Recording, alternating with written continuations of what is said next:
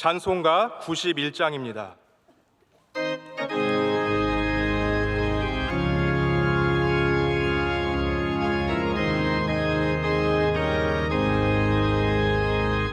슬픈 마음 있는 사람 예수 이름 믿으면 영원토록 변함없는 기쁜 마음 얻으리.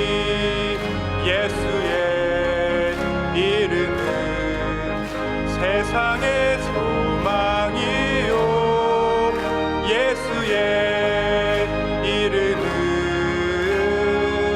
천국의 기쁨일세. 거룩하신 주의 이름 너의 방패 삼으라. 환난 시험 당할 때에 주께 기도드려라. 예수의 이름은 세상의 소망이요, 예수의 이름은 천국의 기쁨일세. 존귀하신 주의 이름 우리 기쁨되도다. 주의 품에 안길 때에 기뻐 찬송 부르리. 예수의 이름은 세상의 소망이요, 예수의 이름은 천국의 기쁨일세. 우리 갈 길 다간 후에 보좌 앞에 나아가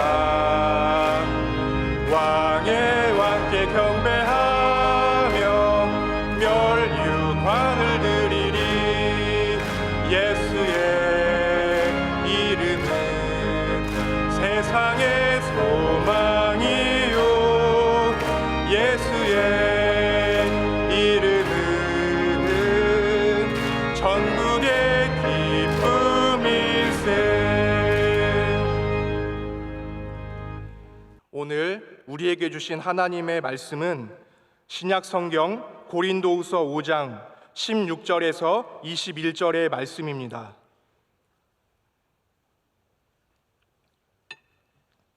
신약 성경 291면에 있는 고린도후서 5장 16절에서 21절의 말씀입니다. 이 말씀을 저와 여러분이 한 절씩 교독하고 마지막 21절은 합독하겠습니다. 그러므로 우리가 이제부터는 어떤 사람도 육신을 따라 알지 아니하노라. 비록 우리가 그리스도도 육신을 따라 알았으나 이제부터는 그같이 알지 아니하노라.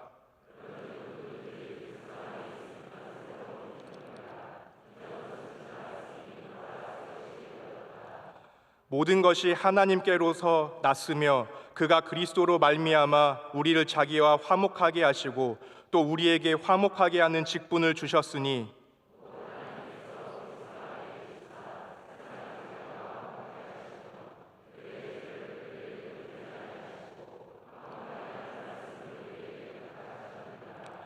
그러므로 우리가 그리스도를 대신하여 사신이 되어 하나님이 우리를 통하여 너희를 권면하시는 것 같이 그리스도를 대신하여 간청하노니 너희는 하나님과 화목하라.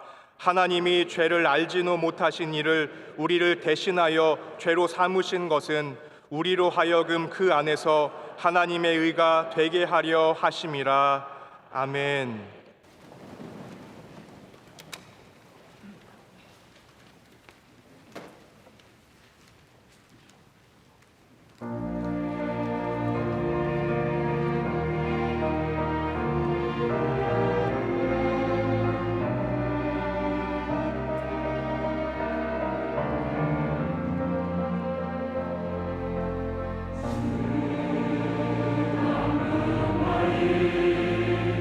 We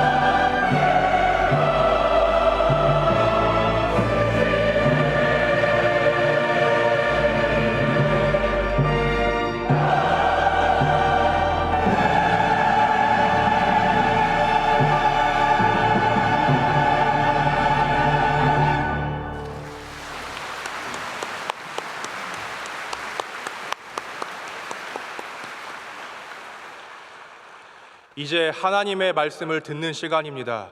담임 목사님께서 하나님과 화목하는 자 제야의 말씀 선포하실 때 큰 은혜의 시간 될 줄 믿습니다. 할렐루야. 네, 하나님께서 영광 받으신 줄로 믿습니다. 오늘 우리 고린도후서 5장의 마지막 말씀을 함께 읽었는데, 오늘 말씀 안에는 우리가 참 잘 아는 말씀이 있습니다. 우리 그리스도 안에서 새로운 피조물이라는 것, 우리가 새로운 피조물이라는 사실이 다른 것으로는 불가능하고 오직 그리스도 안에 있을 때 가능한 것을 성경은 말하고 있습니다. 자, 고린도 교회 상황을 다시 한번 말씀을 드릴게요. 종종 목사님들 만나다 보면 그 교회 상황이 어떻다라고 얘기해 주시는 것을 들을 때가 있습니다. 목사님, 우리 교회는 뭐 젊은 사람들이 많고요, 또 혹은 우리 교회는 시골에 있어서 연령대가 높고요, 뭐 이런저런 교회 상황을 얘기해 주시잖아요. 그게 교회를 이해하는 데 굉장히 큰 도움이 됩니다. 제가 오늘도 새벽에 저 동탄에 있는 교회에 새벽 예배, 거기도 특별 새벽 집회를 하고 있어서 제가 거기 마침 목사님께서 좀 초청해 주셔서 제가 오늘 새벽에 갔다 왔습니다. 근데 거기는 새벽 예배가 5시예요. 그래서 여러분은 참 좋은 교회를 다니고 있다는 것을 아셔야 됩니다. 5시인데 새벽 4시 40분부터 찬양을 합니다. 그러면 성도들이 거의 다 그때쯤은 다 이미 와 있어요. 제가 참 놀랬던 것은 적은 교회가 아닙니다. 큰 교회인데 한 제 눈대중으로 봤을 때 60%가 젊은 가정이었어요. 그래서 오히려 나이 드신 분들보다 젊은 가정이 훨씬 많고 아이들 데리고 오셔서 그 교회 담임 목사님이 우리 명성교회에서 특별 새벽 집회를 통해서 많이 도전을 받으시고, 그래서 아이들을 앞에 앉혔어요. 아이들을 앞에 앉히셨는데 앉아 있는 게 아니라 누워 있더라고요. 애들이 누워서 거의 그렇게 요한처럼 예수님께 기대서 예배 드리는 것처럼 완전히 누워서 예배를 드리죠. 하지만 얼마나 제가 많은 감동과 은혜를 받고 왔는지 모릅니다. 근데 제가 그 교회 갈 때 목사님께서 우리 교회는 이런 교회입니다, 우리 주변에는 뭐 이런 기업들이 있고 우리 교회 성도들은 이렇고 저희 교회가 몇 년 되었고 이렇게 말씀해 주시면 굉장히 이해가 되는 거죠. 여러분들도 고린도 교회를 이해하셔야 왜 고린도 전후서에 이런 말씀을 쓸 수밖에 없는지를 조금 더 아실 수 있는 거예요. 고린도 교회는 여러분 다 이미 이해하고 계십니다. 고린도 교회는 문제점들이 있었습니다. 고린도 교회는 잘 사는 교회였고요, 뭐 교회가 우리 교회 잘 살아요 그러면 다 해결되는 건 아니잖아요. 잘 사는 교회였지만 그 안에 완전히 나뉘어져 있었습니다. 리더들로 인해서 그 사람들을 쫓아가는 파들이 형성이 되고 그 파들끼리 서로 갈등을 겪으면서 교회가 나뉘어져 있었습니다.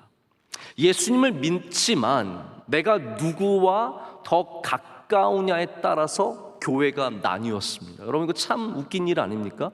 그런데 지금도 이런 일들이 수많은 교회에서 계속해서 반복해서 일어나고 있습니다.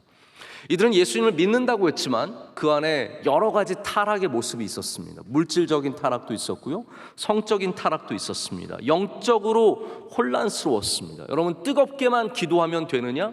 아닙니다. 교회는 그리스도의 영광을 위해서 해야 됩니다. 할렐루야. 무엇을 하든지, 그것이 기도이든 예배이든 특순이든 찬양이든 이것이 하나님께 영광 올려드리는 것이 되어야지 서로 경쟁해서 우리가 더 훌륭하다, 내 은사가 더 뛰어나다, 나는 방언을 하니까 방언할래, 예배 중에 막 일어나서 방언하고, 이런 일들이 너무나 비일비재로 일어났기 때문에 거기에 대해서 고린도 전서에서 바울이 하나하나 조목조목 가르치는 것을 봤습니다. 교회가 사랑이 없었습니다. 여러분, 사랑이 없으면 교회가 아닙니다. 교회가 그냥 예배 드린다고 교회가 아니라 그 안에 그리스도의 사랑이 있어야 했을 줄로 믿습니다. 근데 우리가 고린도 후서를 와보면 또 다른 문제를 저희가 발견하게 됩니다. 그것이 무엇입니까? 그것은 목회자를 향한 존중이 전혀 없다라는 거예요. 바울을 향해서 끊임없이 공격하고 바울을 폄훼하고 바울을 왜곡하는 일들을 너무나 많이 했습니다. 그래서 이 바울이 그것들을 고치기 위해서 오늘 새로운 피조물로서 제시하고 있는 중요한 단어가 무엇입니까? 자, 우리가 그리스도 안에서 다 새롭게 피조물이 되었습니다. 자, 그러면 뭐 할까요? 이게 끝일까요? 그리스도 안에서 새로운 피조물이 되었으니까 이전 것은 지났으니 보라 새 것이 되었도다. 할렐루야, 아멘. 끝입니까? 아니죠. 바울은 새로운 피조물이 해야 되는 무엇인가가 있다는 거예요. 그것이 무엇입니까? 화해라는 겁니다. 하나님과의 화해. 할렐루야. 하나님과의 화해. 그리고 바로 우리가 그 화해의 사신, 대사가 되어서 사람들에게 하나님과 화해하도록 권고하고 말씀을 전하는 것. 이것이 바로 우리가 해야 하는 사명이라고 지금 오늘 말씀은 전하는 겁니다. 여러분, 고린도 교회가 제가 뭐 이렇게 나를 세워서 비판하고 싶어서 이런 말씀을 드리는 것이 아니라 그냥 객관적으로 성경에 있는 내용만 말씀을 드리는데요. 한마디로 말하자면 은혜가 부족했어요. 여러분, 교회는 은혜가 있어야 합니다. 할렐루야. 은혜가 있어야 합니다. 은혜가 있으면요, 찬양이 참 좋습니다. 누가 앞에 나와서 특순하시면 다 하나하나 너무 좋아 보입니다. 제가 그 생각을 해봤어요. 제가 오늘도 그 동탄에 있는 교회 가서 이렇게 젊은 많은 분들 보면서 이 교회 참 훌륭하다, 대단하다 그렇게 생각했는데 우리 교회 와서 보니까 더 많아요. 너무 감사한 거예요. 여러분, 꼭 젊은 오해하지 마십시오. 제가 젊은 분만 감사하다고 말씀을 드리는 것이 아니라 여러분, 뭐든지 은혜로 보면 감사하다라는 거예요. 찬양대 찬양도 은혜로 보면 너무 감사한 거예요. 어떻게 수요일날 이렇게 나오셔서 이렇게 찬양을 하실 수 있으실까? 너무 감사한 거예요. 섬기시는 모습 보면 감사. 우리 찬양팀 감사한 거예요. 만일 한국 아카데미 섬겨주신 거 감사하고 11교구 최고입니다. 너무너무 감사합니다. 얼마나 감사합니까? 은혜가 있으면 감사해요. 가정도 은혜가 있으면 감사합니다. 명성교회는 은혜가 있는 교회가 되기를 원합니다. 바울은 지금 그리스도로 말미암아 이 교회에 은혜가 넘치기를 원하는 것이죠. 그렇다면 바울이 이 교인들에게 원하는 가장 중요한 것이 무엇일까요? 원로 목사님께서 이제 그런 말씀을 하셔서 참 많이 감동이 되었습니다. 하나님, 제 소원은요, 주님 잘 믿는 거예요. 여러분, 그거 굉장히 유명한 말씀이세요. 이렇게 한번 말씀을 이어가지 못하시고, 하나님, 제 소원은요, 예수님 잘 믿는 거예요. 저는 여러분, 그게 사실은 우리 목회자가 우리 교인들에게 바라는 가장 최고의 모습입니다. 여러분, 제가 여러분에게 무엇을 바랄까요? 바라는 거 아무것도 없습니다. 여러분, 예수님 잘 믿으십시오. 그러면 된 겁니다. 그러면 최고인 겁니다. 더 이상이 없습니다. 바울이 고린도 교회 교인들에게 원하는 것이 무엇이냐? 오늘 말씀에 나오는 것처럼 예수님 안에서 바로 예수님을 올바로 믿고 따르고 변화받는 그것입니다. 여러분, 예수님 안으로 들어가면 우리는 변화받게 되어 있습니다. 예수님 밖에 머물면 절대로 변화받을 수가 없습니다. 마치 그 삭개오의 공간 안으로 예수님께서 들어가셨을 때 그 삭개오가 온전히 변화되는 것처럼, 여러분, 그것을 성경은 아주 오묘하게 표현합니다. 예수님 아니라는 거, 오늘도 제가 몇 번에 걸쳐서 이 예수님 아니라는 표현을 쓸 텐데요, 예수님 아니라는 표현은 누가 먼저 안으로 들어가는 그런 개념이 아닙니다. 예수님 안은 우리가 예수님께서 내 안에 오셔도 우리는 예수님 안에 거하는 것이고, 우리가 예수님께 가도 우리는 예수님 안에 거하게 되는 것이죠. 신비로움이 그 안에 있습니다. 그래서 예수님 안으로 들어가면 변하게 되는데 그것을 오늘 새로운 피조물이다 라고 말하고 있습니다. 새로운 피조물이 되면 우리는 지금까지 알아왔던 것과 다른 것을 알게 됩니다. 지금까지 이런 줄 알고 살았어요. 그런데 예수님을 믿고 나니까 그게 아닌 거예요.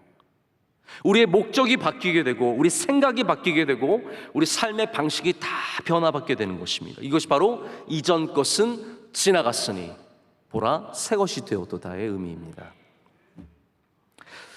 우리가 알아왔던 것이 항상 진리는 아닙니다. 많은 분들이 경험을 진리처럼 여기는데요, 사실 그렇지 않습니다. 경험은 진리가 아닙니다. 경험일 뿐입니다. 수많은 경험들, 수많은 생각들, 사상들이 사실은 진리가 아니었다는 것이 시간이 지나면서 드러나게 됩니다. 지구가 중심이고 온 우주가 지구를 중심으로 돈다고 생각을 언제까지 했습니까? 중세까지 하게 된 겁니다.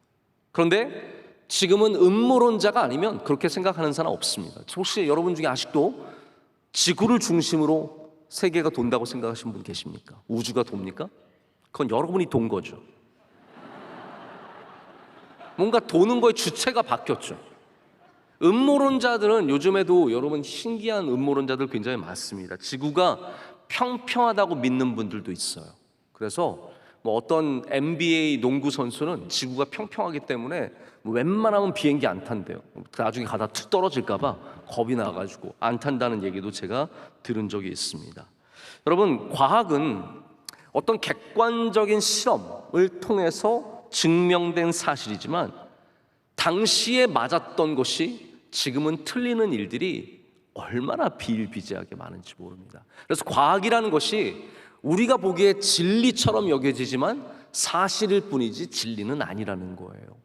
그때 그 당시 그 방식으로는 진리인 것들이 지금은 아닌 것이 너무나 많습니다. 오늘 16절 말씀을 한번 보시길 바랍니다. 16절 말씀에 이렇게 적고 있습니다. 그러므로 우리가 이제부터는 어떠한 사람도 육신을 따라 알지 아니하노라. 비록 우리가 그리스도도 육신을 따라 알았으나 이제부터는 그같이 알지 아니하노라. 아멘. 자, 여기에 중요한 단어가 두 번 반복이 됩니다. 이제까지는 그렇게 알았지만, 이제까지는 육신을 따라서 그리스도를 알았다는 거죠. 바울도 여러분 생각해 보십시오. 바울이 예수님을 몰랐습니까? 예수님을 알았습니다. 예수님에 대해서 소문도 들었고요, 예수님에 대해서 아는 것이 많았습니다. 그런데 어떻게 알았습니까? 육신으로 알았습니다. 육신으로 알았기 때문에 바울은 예수님 믿는 사람들 다 쫓아다니면서 그 사람들을 죽이려고 했던 사람입니다. 그런데 바울이 나중에 예수님을 어떻게 알게 됩니까? 영적으로 알게 되죠. 영적으로 알게 되니까 지금까지 알았던 것이 아니라는 거예요. 육신으로 예수님을 알 때는 예수님의 모습이 어떠한 모양이었어요. 그런데 영적으로 알고 되니까 예수님은 구주신 거예요. 우리 주님이시고 우리 죄를 사해 주시는 것이고 우리를 용서하시고 사랑하시고 품어주시고 우리에게 새로운 삶을, 영생을 주시는 겁니다. 할렐루야. 그것을 아는 사람이 복된 사람입니다. 여러분, 지금까지 예수님을 믿지만 아직도 육신으로 아시는 분들이 있다면 오늘 이 시간 영적으로 주님을 아시는 은혜가 있으시길 축복합니다. 육신으로 주님을 아는 것이 무엇입니까? 첫 번째로는 사람으로 아는 것입니다. 바울이 예수님을 선지자 정도로 취급했죠. 근데 지금도 수많은 사람들이 예수님을 뛰어난 사람, 성인, 성자라고 생각을 합니다. 아, 예수님처럼만 살면 얼마나 좋겠습니까? 예수님 같은 삶을 살아야죠. 근데 여러분, 예수님은 성인이 아니라 하나님이십니다. 육신으로 알면 예수님은 사람에 지나지 않습니다. 제가 가끔 이슬람들의 얘기를 이렇게 한 번씩 귀 기울여 들을 때가 있습니다. 이슬람은 과연 기독교를 뭐라고 할까? 우리 기독교의 특별히 중요한 인물들, 아브라함, 모세, 이런 사람들에 대해서 뭐라고 할까 이렇게 귀 기울여 들어보면 그들 나름대로 갖고 있는 이 기독교를 이해하는 방식이 있어요. 그 중에 하나가 뭐냐면 그들을 이 쿠란에도 예수님이 나옵니다. 예수님의 어린 시절도 나오고 다양한 내용들이 나오지만 결국은 예수님은 사람인 거예요. 선지자인 거예요. 우리 중에 한 명인 것이죠. 바울도 그렇게 알았다는 거죠. 바울도 육신으로 예수님을 알 때는 예수님 따르는 모든 사람들 다 죽여야만 하는 그런 사람이었지만 하나님께서 그 바울에게 영적으로 예수님을 만나게 하신 후에는 그 바울이 전혀 새로운 시각을 갖게 되는 겁니다. 육신으로 안다는 것은 또한 예수님을 선생님 정도로 여기는 겁니다. 예수님께서 이 땅에서 굉장히 많은 사역을 하셨지만 대표적으로 우리가 세 가지 사역, 보통 예수님의 3대 사역이라고 하는 게 있습니다. 뭐 너무나 잘 아시겠지만 가르치시는 일과 전파하시는 일, 하나님의 나라를 전파하시는 일과 치유하시는 일, 세 가지를 가장 중요하게 봅니다. 근데 선생님으로 아는 분들은 이 디다케, 예수님께서 가르치신 것만 주목해서 봅니다. 많은 사람들이, 신학자들이 예수님을 육신으로 압니다. 그래서 성경을 육신적으로 해석하죠. 제가 지난번에 한번 이런 말씀 드린 적이 있는데요, 우리나라 사람들이 미국 대통령들에 대해서 굉장히 오해하는 게 많습니다.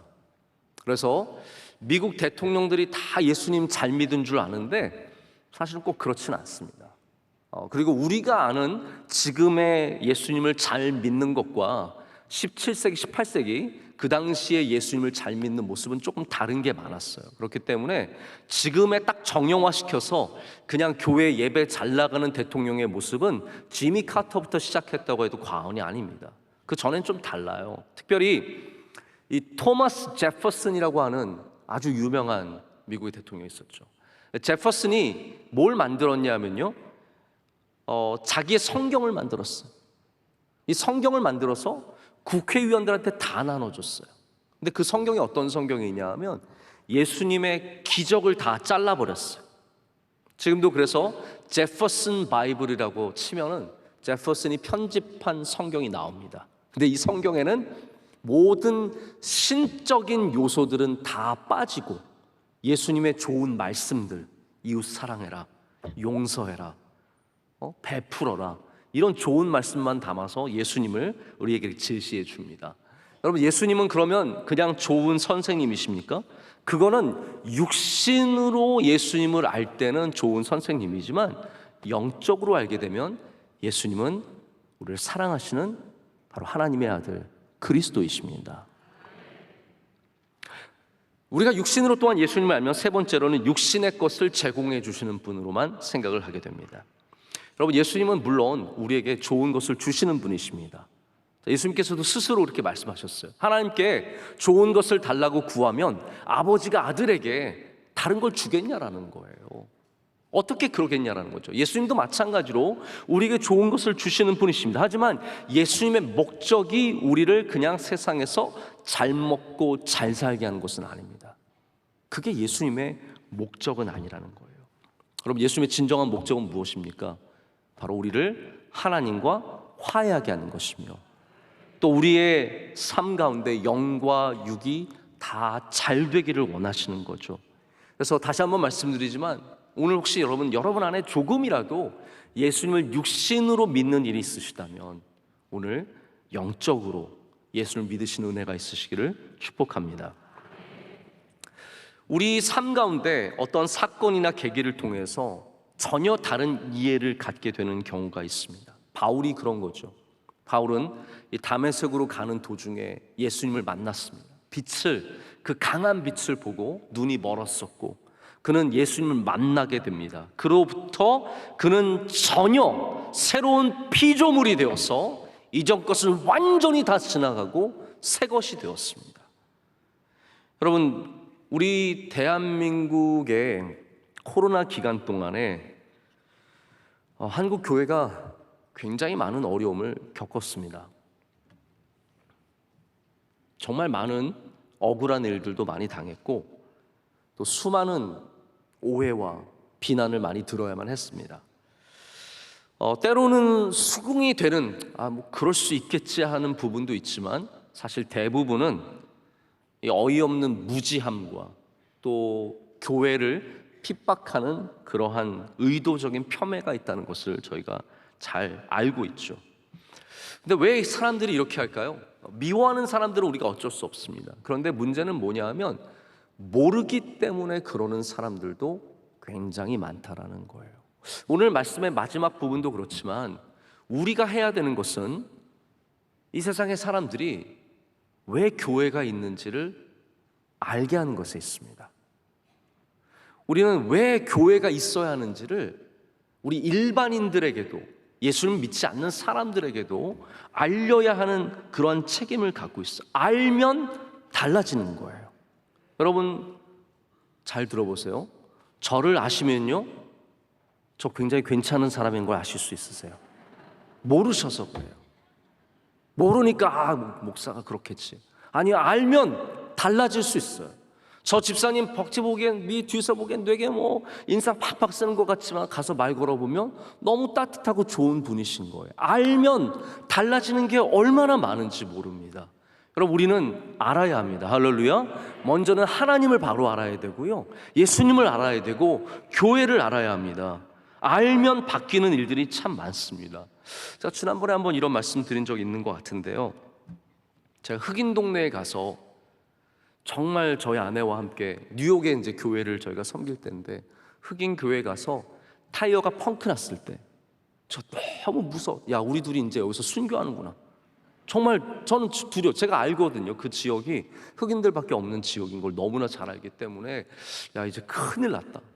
근데 제가 밖에 나가서 타이어를 아무리 휠을 빼려고 해도 이게 오래된 차고 막 이게 헛돌아가지고 볼트가 안 맞는 거예요. 그 렌치랑 안 맞아서 헛도는 거예요. 근데 정말 건장한 흑인들이 차에서 내리는 거예요. 이렇게 세단에서 딱 내려서, 야, 진짜. 그래서 저는 그때 정말 돈을 뺏기기만 하면 감사하겠다. 이게 죽이지만 않으면 감사하겠다. 설마 대낮에 죽일까? 이러면서 제가 맞았거든요. 근데 그 건장한 흑인들이 세단에서, 차 안에서 소리가, 여러분 차 안에서 나는 소리 아시죠? 이렇게 음악 크게 틀어, 이게 딱 열려서 덩덩덩덩덩덩 이러면서 딱 나오는 거예요. 야, 큰일 났다. 근데 딱 나오더니 저한테, 브라더, 형제요, 너 뭐가 문제냐고 묻는 거예요. 나 타이어가 펑크한다. 내가 이거를 휠을 못 뺀다. 벌벌벌 떨면서 I can't take off this bolt. 굉장히 두렵게 말했는데, 그래, 내가 도와줄게.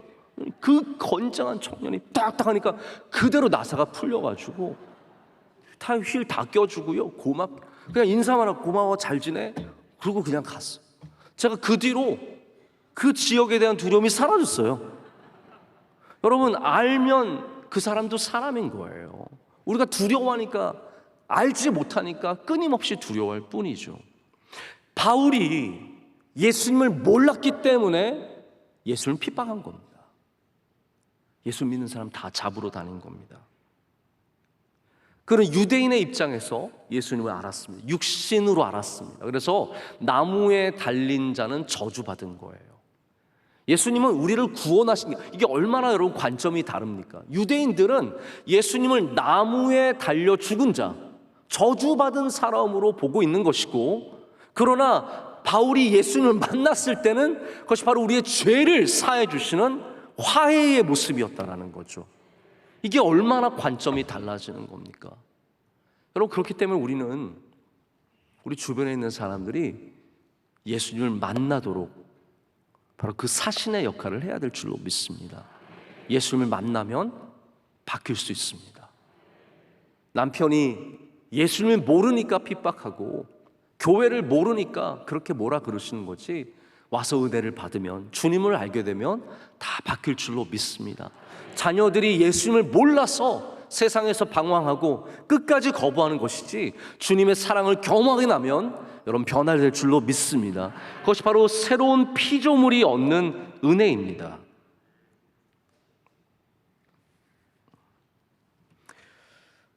이 아니라는 표현, 그리스도 아니라는 표현은 우리와 예수님과의 관계의 핵심을 말해주고 있습니다. 굉장히 유명한 신학자이자 목사님이죠. 존 머레이 목사님이 말하기를, 그리스도 아니라는 이 표현, 엔 크리스도, 엔 퀴리오, 인 크라이스트는 구원의 가장 핵심적인 표현이래요. 여러분, 그리스도 안에 거하시길 축복합니다. 그게 가장 복음의 핵심적인 부분입니다. 우리가 무슨 일을 하든지 그리스도 안에서 해야 됩니다. 자, 근데 제가 한번 이 그리스도 아니라는 표현을 지난 부활절인가요? 언제 한번 여러분께 설명을 드린 적이 있어요. 짧게 설명을 드렸는데, 우리가 보통 그리스도 아니라는 건 인이라고 하는 그 inside라는 개념을 갖고 있잖아요. 그런데 이러한 아니라는 표현이 사실 성경 안에서는 굉장히 다양한 의미를 갖고 있습니다. 주님을 통하여, 주님에 의하여, 이게 다 엔 크리스토예요. 그래서 우리가 제자에 대해서 얘기할 때 있지 않습니까? 주님을 따라간다.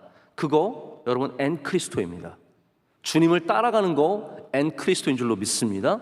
주님을 바라보는 거 그게 엔크리스토예요. 주님과 동행하는 것 그것이 엔크리스토입니다. 그래서 단순히 어떻게 보면 우리가 안에 있는 어떠한 경험만이 아니라 예수님과 하는 모든 관계가 엔크리스토인 거예요. 주님의 손을 붙잡든지 주님과 함께하든지 주님께 기도하든지 주님께 예배하든지 주님께 찬양하든지 이 모든 것들이 구원의 능력이 담겨져 있는 겁니다. 엔크리스토. 우리가 그리스도 안에 있을 때 우리는 새로운 피조물이 된다고 합니다. 그리스도 밖에서 구경하면서 교회를 구경하면서 새로운 피조물이 될 수는 없습니다. 구원의 경험을 하는 사람들이 바로 새로운 피조물의 경험을 하게 됩니다. 성경은 제가 이번에도 새롭게 배운 사실인데 저도 늘 그게 어떻게 보면 마음에 있었거든요. 바울이 엔크리스토를 참 많이 말하는데 엔크리스토를 가장 잘 설명해 주는 복음서의 말씀이 뭘까요? 요한복음 15장의 말씀이잖아요. 너희가 내 안에 내가 너희 안에 거하면 너희가 열매를 많이 맺나니. 할렐루야. 이 말씀처럼 엔크리스토를 명확하게 설명하는 게 없는데요. 그래서 요한복음과 바울 서신이 이 엔크리스토를 가장 많이 다루고 있는 거예요. 다른 곳에서는 별로 발견되지 않지만 요한복음과 그래서 바울의 서신서가 굉장히 일맥상통하는 부분들이 있다라는 거죠. 근데 제가 이 포도나무 가지를 통해서 다시 말씀을 드리자면 이 접붙임이라는 거 이게 참 신비한 거 아닙니까? 제가 우리나라 배를 먹을 때마다 어떻게 이런 배가 있을 수 있을까? 네? 죄송합니다. 갑자기 시원한 배 드시고 싶으시죠? 우리나라 배는 보물이에요. 전 세계 어딜 가도 그런 배를 먹을 수 있는 데가 없습니다. 사실 서양 배도 나름 맛이 있어요. 그게 이제 달고 그렇기 때문에 맛은 있지만 한국 배는 물도 많죠, 달죠, 아삭아삭 시원하죠. 근데 여러분 이게 한국 배가 결국은 원래부터 조선시대부터 그 배가 있었던 건 아니잖아요.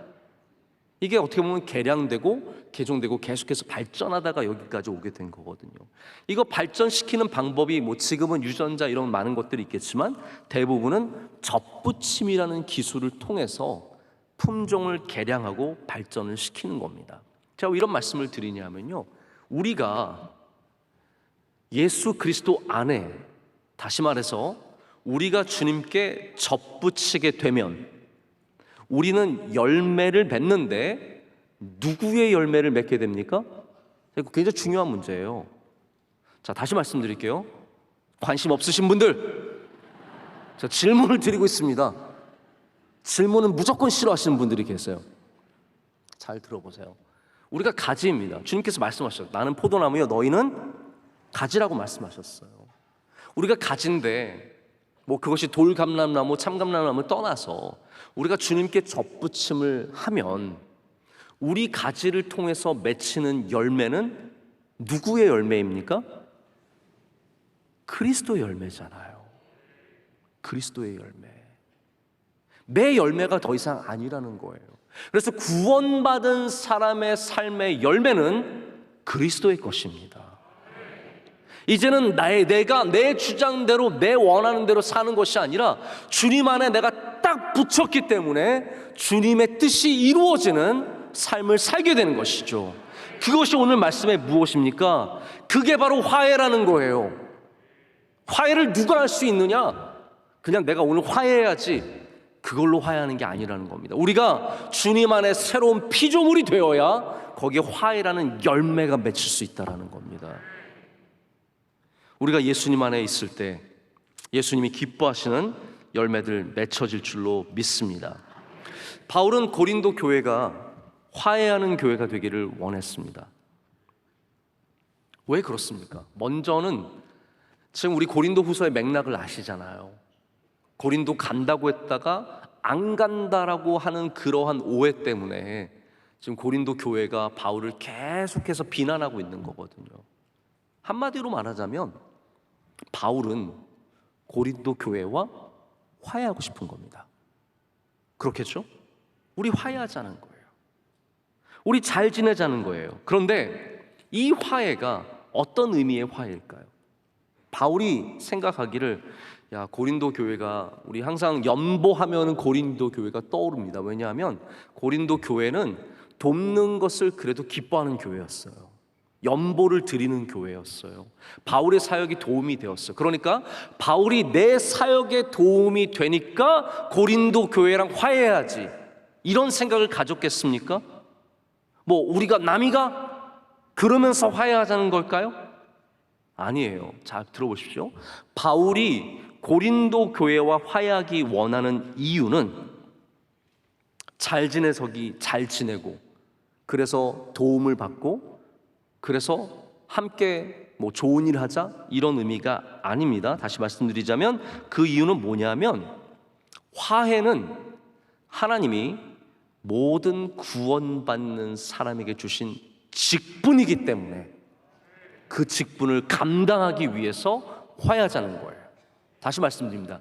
내가 좋기 위해서 화해하는 것도 아니고, 잘 지내자고 화해하는 것도 아니고, 화해가 구원받은 백성이 반드시 감당해야 하는 사명이기 때문에 화해하자는 겁니다. 그럼 왜 교회가 하나 되어야 합니까? 우리 늘 에베소서에도 하나라는 말씀 굉장히 많이 나오고 교회가 하나됨을 굉장히 강조하는데, 그럼 왜 우리가 하나 되어야 합니까? 하나 되면 멋진 일을 할 수 있으니까요.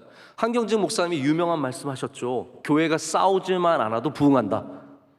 이거 진짜 맞는 말씀이거든요. 그러면 부흥하기 위해서 그냥 하나 되어야 합니까?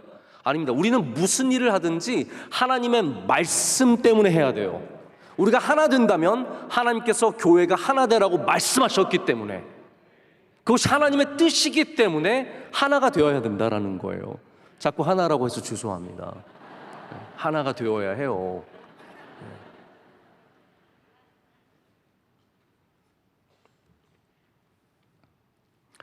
우리가 그리스도 안에서 새로운 피조물이 되면 이전 것은 잊어버려야 됩니다. 예전에 싸웠던 거, 예전에 미워했던 거, 예전에 세상에서 놀았던 거, 그 잊어버리라는 거예요. 육신으로 알았던 모든 것들을 잊어버리라는 겁니다. 내가 주님을 육신으로 믿었을 때, 내가 내 혈기로 믿어가지고 남들보다 더 잘하기를 원했고, 교회 앞에서 서서 사람들에게 알려지기를 원했고, 그것이 만약 있었을지라도 우리가 정말 예수를 믿는 믿음으로 주님을 더 이상 육신으로 알지 않고 영으로 알게 되면 예전 것은 버려야 된다는 거예요. 옛날에 막 싸우고 끊임없이 팔을 이루었고 내 은사를 더 자랑했고, 그거 다 뒤로 버리라는 거예요. 보라, 새 것이 되었도다. 새 것은 뭘 해야 됩니까? 여러분, 새 거 좋아하시잖아요. 새 거는 뭐 합니까? 새 거가 해야 되는 일은 바로 하나님이 주신 사명을 감당하는 것입니다. 화해입니다. 화해. 신혼부부가 신혼여행을 좋은 곳으로 갔습니다. 저는 가끔 주례하다가 이렇게 신혼부부들에게 어디 신혼여행 가냐고 물어봅니다. 근데 대부분 제가 알고 있기 때문에 물어보는 거예요. 모르는 경우에 물어보지 않습니다. 주로 누구한테 물어보냐면 하와이 가는 사람들한테 물어봅니다. 왜냐고요? 부러워서요. 하와이 갑니다. 여러분, 하와이 푸른 바다가 쫙 펼쳐져 있고 바람은 선선하게 불고, 그렇다고 그냥 믿으세요. 하와이가 그렇다고 생각. 야자나무들이 쫙 서 있고 좋은 곳에 도착해서 아름다운 호텔에 들어갑니다. 너무너무 아름답고 너무너무 좋아요. 식당도 좋은 곳을 예약해가지고 정말 로맨틱하게 석양이 다 떨어지고 있는데 신혼부부가 앉아서 맛있게 랍스터를 아구다구씩 먹고 있습니다. 먹고 있습니다. 너 먹어, 나 먹어. 그러다가 별거 아닌 일로 돌아가는 길에 싸우는 거예요. 멀찌감치 떨어져 갔습니다. 신혼부가 올 때는 팔짱 끼고 난리를 치고 오더니 갈 때는 서먹서먹해져 가지고 돌아가는 길에 멀리 떨어져서 갑니다. 여러분, 내내 신혼여행 내내 그 마음이 사라지지 않고 남아서 힘듭니다. 여러분, 어떻게 할까요? 화해해야죠. 화해해야지 잘 살잖아요. 그래가지고 결국 신혼여행 가서 한 번 토라져서요 싸워가지고 헤어지는 사람들도 의외로 많은 건 아니지만 있습니다. 여러분, 우리 귀한 인생 화해해야 합니다. 할렐루야. 우리에게 주신 귀한 직분이 화해의 직분이라는 거예요. 우리는 화해하는 주의 종들이 되어야 합니다. 그런데 화해가, 우리 18절 말씀 한번 보실까요? 18절 말씀 한번 다 같이 읽겠습니다. 함께 읽겠습니다. 모든 것이 하나님께로서 났으며 그가 그리스도로 말미암아 우리를 자기와 화목하게 하시고 또 우리에게 화목하게 하는 직분을 주셨으니. 아멘. 자, 이 말씀을 여러분 꼭 잘 기억하시길 바랍니다. 처음에 뭐라고 하고 있냐면요, 모든 것은 누구에게서부터 났어요? 하나님께로서 났다라고 합니다. 자, 이 말씀이 얼마나 귀한 말씀인지 모릅니다. 이 말씀은 어떤 말씀이냐면요, 우리의 화해조차도 우리의 노력과 우리의 의도와 우리의 좋은 마음으로 시작하는 것이 아니라 화해를 누가 시작하셨어요? 하나님께서 시작하셨다라는 거예요. 하나님께서 우리와 화해하시기로 작정하셨기 때문에, 하나님께서 화해를 시작하셨기 때문에 예수님을 그 화해의 제물로 이 땅에 보내주셨고 우리와 화해를 맺기를 원하셨으며, 그리고 우리도 그 화해의 직분을 갖기를 원하시는 겁니다. 다 하나님이 시작하셨습니다. 우리가 하나님과 화해된 것은 우리가 잘해서가 아니라, 내가 기도를 많이 해서가 아니라, 내가 1000번째 드려서가 아니라 하나님이 화해하시기로 작정하셨기 때문이라는 거예요. 다시 말하자면 우리의 모든 구원의 시작은 하나님으로부터 이루어진다라는 겁니다. 우리의 선한 행위, 우리의 좋은 마음, 남들보다 조금 착한 거, 그거 아무 의미가 없습니다. 우리는 상당히 상대적인 도덕성을 갖거든요. 내가 쟤보다는 낫다라는 거예요. 내가 저 사람보다는 훌륭하다는 겁니다. 내가 그래도 저 사람보다는 잘 믿고 저 사람보다는 기도 열심히 하고. 여러분, 하나님 앞에 누구보다 더의 의미는 아무 의미가 없습니다. 화해도 구원도 은혜도 다 하나님에게서 우리에게로 오는 줄로 믿습니다. 그렇기 때문에 우리의 직분 또한 내가 착해서 화해하는 것이 아니라 하나님께서 주셨기 때문에 화해하는 사람들이 되어야 된다는 거예요. 제가 사람들을 만나보면 교인들 중에도 조금 더 착한 분들이 계시고요, 조금 더 깐깐한 분들도 계시고 약간 못된 분들도 계세요. 사실입니다. 여러분, 그렇지 않아요? 교인들 같은 교인들이지만 다 다릅니다. 그런데 오늘 우리가 내가 착해서 화해한다고 생각하지 마시고 우리 모두가 다 화해의 직분을 받아야 할 줄로 믿습니다. 그것이 바로 구원받는 사람들이 가져야 하는 사명이기 때문입니다. 제가 말씀을 정리하고 맺겠습니다. 여기 화목에 대한 분명한 콜링이 있습니다. 우리는, 자 보십시오, 우리는 트러블 메이커가 아니라 피스 메이커들이 되어야 합니다. 어디에 가보면 늘 문제를 일으키는 사람이 있습니다. 제가 아는 목사님 한 분이 미국에서 지난 몇 년간 어려운 코로나 시국에 열심히 목회를 하면서 교회를 지켰어요. 이번에 갔더니 안타깝게도 교회를 사임하셨습니다. 이유를 들어보니까 거기에 목사님을 너무 괴롭히는 교인 한 분이 계셨대요. 이분이 너무 지나치게 괴롭히고 힘들게 하고, 근데 문제는 뭐냐면 이분 전에 있는 목사님도 괴롭혀서 쫓아낸 사람이에요. 새로운 목사님, 제가 볼 때는 그 목사님 저보다 훌륭한 훨씬 좋은 목사님이세요. 여러분이 아마 그 목사님 만나면은 천국같이 교회를 지낼 수 있을 거예요. 그런데 그분은 아닌 거예요. 늘 트집 잡고 문제를 만들고 결국 목사님이 사임할 정도로 몰아세운 거예요. 교회가 이제는 안 거예요. 누구를 모셔와도 결국은 나가게 되어 있다는 거예요. 그래서 이 목사님이 그만두신 후에 그분도 쫓겨났대요. 교인들이 다 힘을 모아서 더 이상 안 되겠다는 거예요. 그분이 교회를 나가셨대요. 그래서 이분이 나가셨으니까 제발 돌아오라고 목사님께 지금 간청을 하고 있는데 목사님께서 너무 많이 상처를 받아서 지금 주저하고 있는 중에 있다는 얘기를 제가 들었습니다. 여러분, 우리 명성교회 교인들은 어디를 가든지 피스메이커들이 되시길 축복합니다. 왜냐하면 예수님께서 이 땅에 우리와 하나님을 화목하게 하기 위해서 오셨기 때문에 우리가 그 사명을 감당해야 된다는 거죠. 그것을 오늘 우리에게 직분이라는 표현과 함께 또 마지막에는 우리가 20절에는 사신, 보통 우리가 엠베서더라고 하는 거죠. 바로 대사의 직분을 얘기하고 있습니다. 제가 이 화해의 19절에 나오는 화해의 세 가지만 여러분께 좀 읽어드리고 말씀을 맺겠습니다. 우리 19절 말씀 다 함께 읽겠습니다.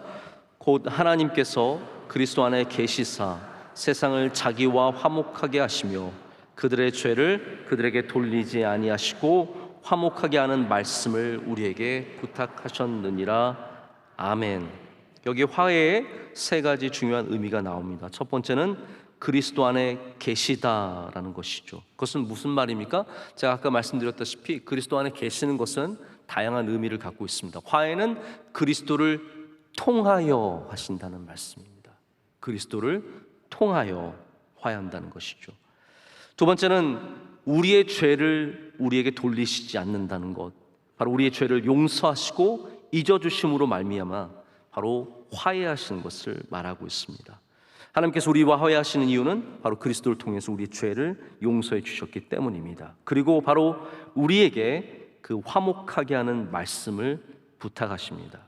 우리가 바로 그 화목의 도구가 되어서 이 땅과 하나님을 화목하게 하는 그러한 사신의 역할을 감당해야 할 줄로 믿습니다. 여러분, 어디를 가든지 화목하게 하신 주의 백성들 되시기를 축복합니다. 우리 함께 찬양하시겠습니다. 찬양하실 때 하늘의 문을 여소서 함께 찬양하겠습니다.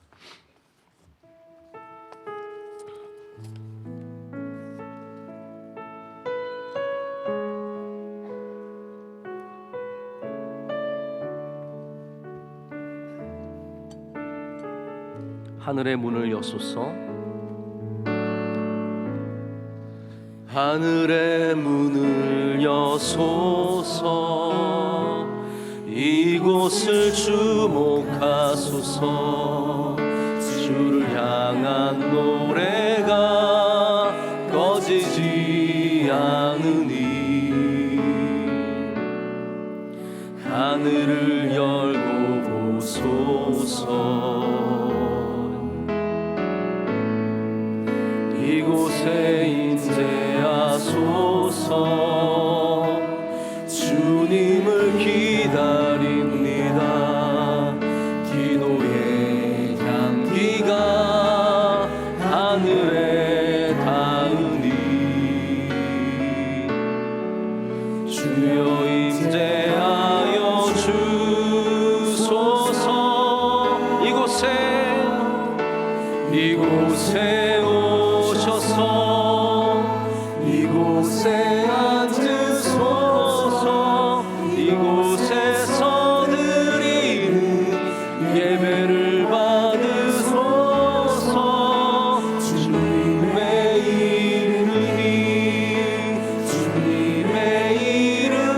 이름만이 오직 주의 이름만 이곳에 있습니다.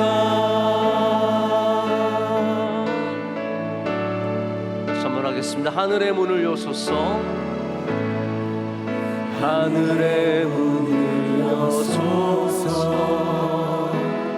이곳을 주목하소서. 주를 향한 노래가 꺼지지 않으니 하늘을 열고 보소서. 이곳에 임재하소서. 주님을 기다립니다. 기도의 향기가 하늘에 닿으니 주여 임재하여 주소서. 주여 임재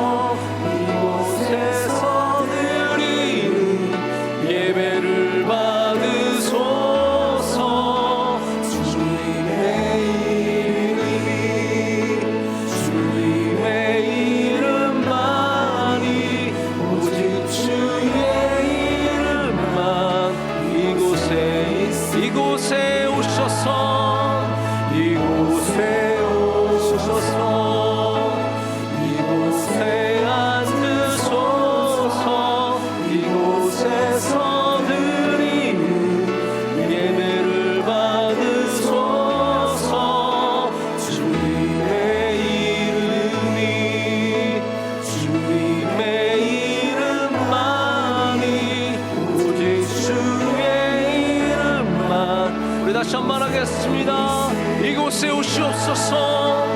이곳에 오소서. 이곳에 앉으소서.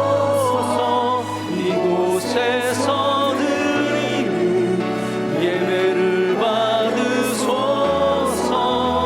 주님의 이름이 주님의 이름만이 오직 주의 이름만 이곳에 있습니다. 이제는 우리 주 예수 그리스도의 크신 은혜와 하나님 아버지의 영원하신 사랑과 성령님의 함께하심이 주의 말씀을 붙잡고 주님 주신 세상으로 나가는 주의 모든 사랑하는 성도들에게, 가정에게, 그 모든 기업에 이제로부터 영원토록 함께하시기를 간절히 축원하옵나이다. 아멘.